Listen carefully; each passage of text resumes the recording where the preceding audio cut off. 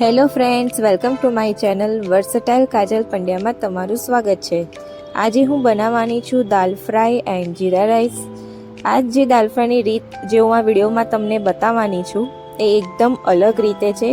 Direct કુકરમાં જ બની જશે, બીજી વખત તડકા નાખીને દાલ બનાવવાની જરૂર નહીં પડે। તો દાલ બનાવવા માટે મેં બધી તૈયારી કરી દીધી છે। મિક્સ દાળ મેં લીધી છે, મગની દાળ, તુવેર દાળ, ચણા દાળ, અડદ દાળ, બધી જ દાળ મિક્સ કરી દીધી છે। ધાણા સમાર્યા છે, ટામેટા બી સમાર્યા છે। કુકર લીધું છે, એની અંદર તેલ નાખ્યું। તેલ થોડું ગરમ થઈ ગયું એટલે જીરું અને 2 તજ નાખ્યા છે। હવે આ વારી આવી છે મસાલાની, તો થોડુંક હિંગ, હળદર, લાલ મરચું।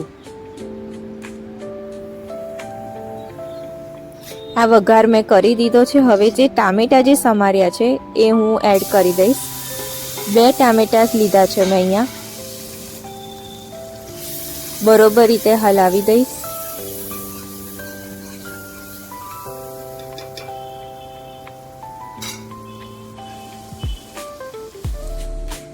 ટામેટા જલ્દી શેકાઈ જાય એની માટે હું થોડુંક મીઠું નાખીશ।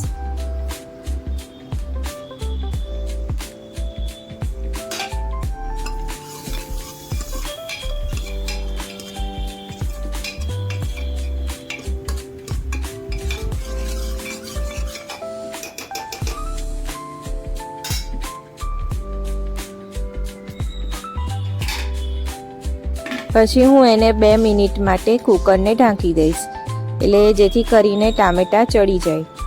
આ બાજુ બીજી બાજુ જીરા રાઈસ બનાવવા માટે ચોખા હું 3 વખત ધોઈ નાખું, એટલે જ્યાં સુધી ટામેટા શેકાય છે ત્યાં સુધી હું જીરા રાઈસ મૂકી દઈશ।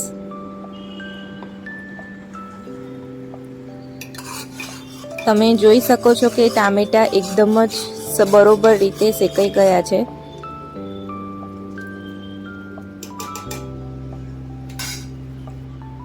હવે હું એની અંદર આ જે દાળ મેં પલાળી હતી એ બધી જ દાળ, પંચરત્ન દાળ, એ હું અંદર એડ કરી દઈશ।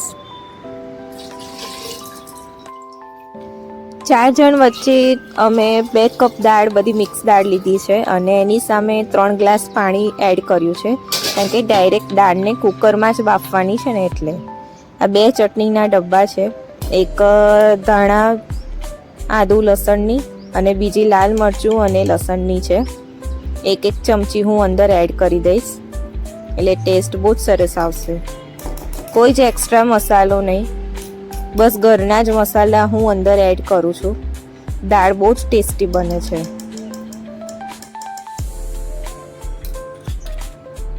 ઉપરથી 1 ચમચી ધાણા જીરું પાવડર, બરોબર રીતે હવે હલાવી દઈશ। સહેજ પાણી ઉકળે એટલે પછી ઢાંકણું બંધ કરી દઈશ અને 6 થી 7 વિસલ કુકરની હું વગાડીશ। પાણી ઉકળે ત્યાં સુધી બીજી બાજુ હું જીરા રાઈસ મૂકી દઉં, એટલે કુકર લીધું છે એની અંદર હું ઘી નાખીશ। ઘી સહેજ ગરમ થાય એટલે જીરું નાખી દઈશ, 1 ચમચી। જીરું તતળી જશે પછી હું જે ચોખા મેં 3 વખત ધોયા છે એ ચોખા હું અંદર એડ કરી દઈશ।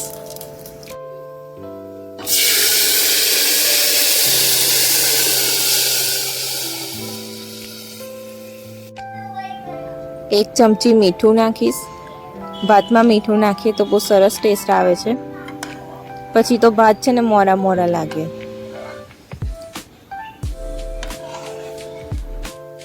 સરખી રીતે હલાવી દઈશ અને સહેજ પાણી ઉકળે એટલે હું ભાતનું કુકરનું ઢાંકણું બંધ કરી દઈશ। આ બાજુ દાળ પણ ઉકળી ગઈ છે।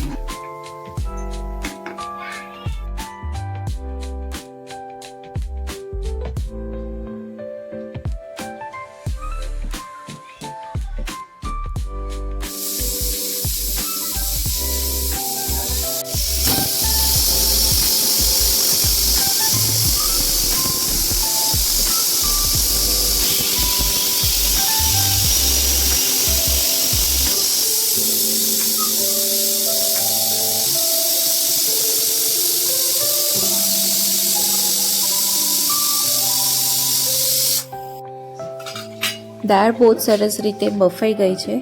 6 થી 7 વિસલ મેં વગાડી હશે. હવે એને વલોણીથી વલોવી દઈશ.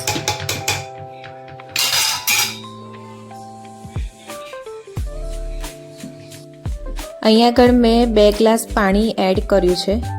સરસ રીતે હલાવી દઈશ. જેટલી દાળની ક્વોન્ટિટી આપણને જોઈએ છે એ ટાઈપની કરી દઈશ. આપણે પાતળી દાળ ખાતા હોય કે પછી જાડી, એ રીતનું.